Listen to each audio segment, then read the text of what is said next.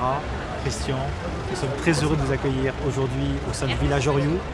Christian, ce rêve qui vous porte, ce rêve qui vous a permis effectivement d'accomplir tant pour ces enfants de Colombie. On parle pratiquement de 10 000 enfants. Est-ce que vous pouvez nous en dire un peu plus? Quel est ce rêve? Il a 40 ans cette année. Je suis tombé enceinte de la Colombie à travers le regard d'un enfant. Et ce regard que j'ai croisé un jour dans un train à Ras-Campagne, avec une chaleur comme à Cannes aujourd'hui. Il y avait une hutte à 50 mètres du train, il y a une petite fille qui est sortie, qui était toute nue, les cheveux crépus, un peu à la Jonathan. Et elle a marché, il n'y a pas de hasard dans la vie, il n'y a que des rendez-vous. Elle a marché et elle est venue coller son nez sur la vitre du train où moi j'étais. Ce regard, notre croisement de regard a duré 1 minute, 5 minutes, pour moi une éternité, parce que ce regard a changé ma vie et c'est à ce moment-là que je suis tombé enceinte de la Colombie. C'était en 75, donc 40 ans cette année au mois d'août. Je suis rentré en 76 en Suisse, je me suis marié et je parlais de la Colombie à ma femme tous les jours, la Colombie, la Colombie, la Colombie, jusqu'au moment où on a décidé d'adopter un enfant en Colombie, bien sûr. C'était évident que c'était la Colombie. Et quand nous sommes retournés chercher, accueillir cet enfant qui a eu 29 ans hier, j'ai vu dans ce regard de Juan, le regard de cette fille que j'avais croisée en 75. Et j'ai décidé, le jour de son baptême à Juan, mon gamin, de faire une action. J'avais connu un foyer qui avait besoin d'un congélateur et qui n'avait pas d'argent, donc j'ai fait une action dans ma famille. Voilà. Et tout de suite, j'ai vu une réaction énormément positive, puisque je parle de positivité.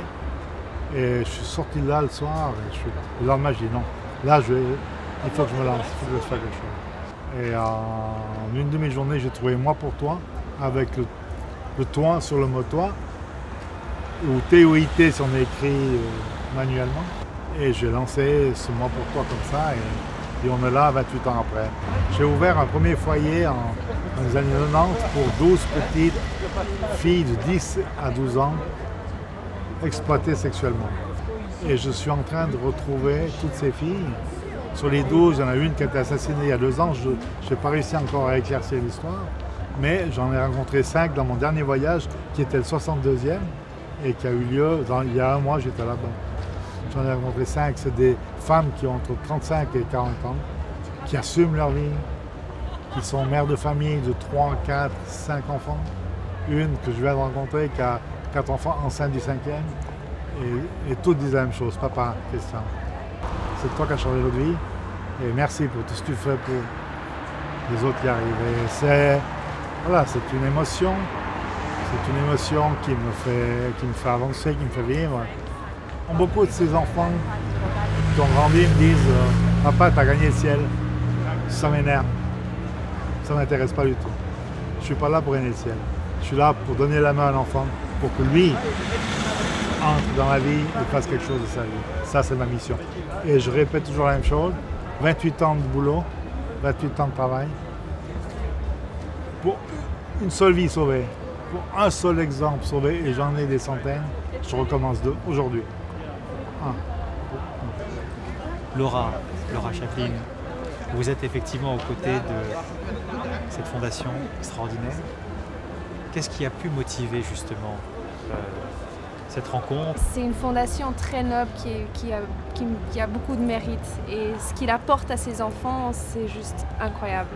Et oui, c'est ça on arrive là-bas, ils nous embrassent, ils ont le sourire jusqu'aux 2 oreilles, et on est touchés vraiment. Ça nous donne de l'espoir, ils nous redonnent de la pêche. On arrive là-bas en pensant qu'on va apporter quelque chose pour eux, mais au final, ils nous apportent quelque chose pour nous. Et ils m'inspirent leur joie de vivre, et oui, l'ambition qu'ils ont grâce à Papa Christian et la direction qu'il leur donne, c'est juste quelque chose qui peut que toucher. Quels sont les projets justement que vous souhaiteriez partager avec toutes celles et ceux qui vont pouvoir nous entendre? Il y a tout un travail de prévention à faire et c'est un peu mon défi du futur. Même si mon défi quotidien, c'est de faire vivre cette fondation. Et il me faut 3 000 € ou 3 000 francs suisses par jour pour fonctionner. Ce qui est énorme. Je fais ça à côté de mon travail de journaliste. Donc je travaille la nuit et la journée je bosse pour mon travail. L'objectif c'est de ce que je peut-être réussi ici à Cannes avec quelques personnes. Grâce je vous remercie de nouveau Oriou, je te remercie. C'est semer une petite graine. Comme on sème une petite graine dans le cœur d'un enfant. On leur apprend quelque chose, peut-être qu'il s'en va, qu'il retourne dans la rue, parce que c'est une fondation de porte ouverte. L'enfant vient de la rue, il a le droit d'y retourner, s'il n'a pas envie de faire le cheminement. Voilà. Mais il en reste toujours quelque chose. Il en reste toujours quelque chose. Et là me vient à l'esprit l'histoire d'une fille qui a maintenant 38 ans, qui a 2 enfants qui viennent d'entrer à l'université. Quand je l'ai récupérée dans la rue, elle avait 12 ans. Elle était l'aînée de 13 enfants, de 7 pères différents. Sa maman avait eu 13 enfants avec 7 pères différents. Et c'est elle qui gérait ses 12 petits frères et sœurs. Elle est partie, elle venait de Cali, au nord, au sud de Pereira. Elle est partie et pour fuir sa famille, elle a été à Pereira. Et c'est là que je l'ai récupérée dans la rue. Et c'est une de mes bannières, c'est un de mes drapeaux.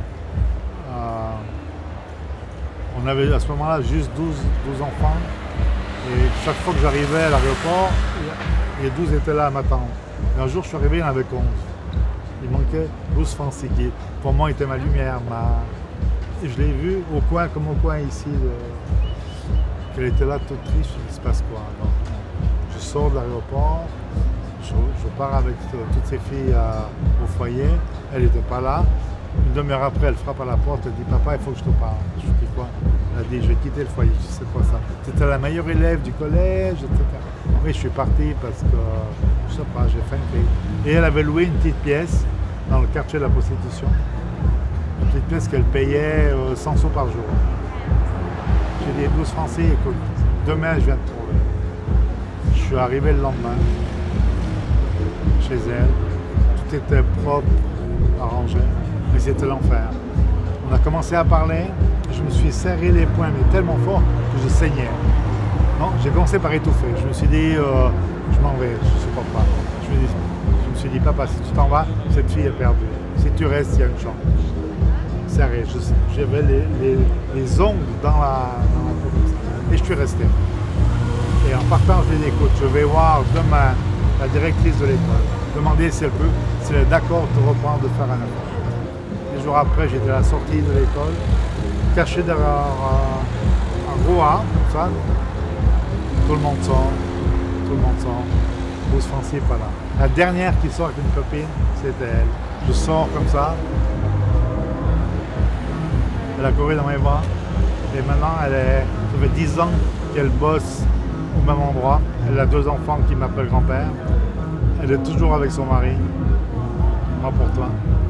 Résumé d'une histoire. Un grand merci pour cette histoire. S'il y avait l'un et l'autre un message que vous souhaiteriez adresser aux citoyens du monde, quel serait-il? Je pense que le partage, c'est quelque chose d'important. Au jour d'aujourd'hui, on oublie les partages, les moments. C'est les échanges avec les gens et de prendre le temps d'écouter, tout simplement.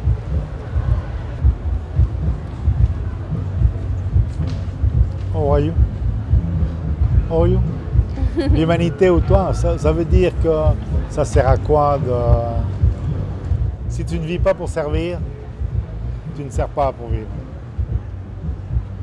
Christian, véritablement merci pour ce moment de partage et on souhaite le meilleur pour la Fondation Moi pour toi et pour toutes celles et ceux qui pourront être inspirés justement par les actions remarquables que vous menez avec l'ensemble des équipes de la Fondation. Une cinquantaine de personnes sur place et ailleurs, et puis une magnifique ambassadrice, voilà, qui est portée justement par des valeurs artistiques et universelles. Voilà, un grand merci à tous les deux. Merci. Merci à vous. Beaucoup. Merci.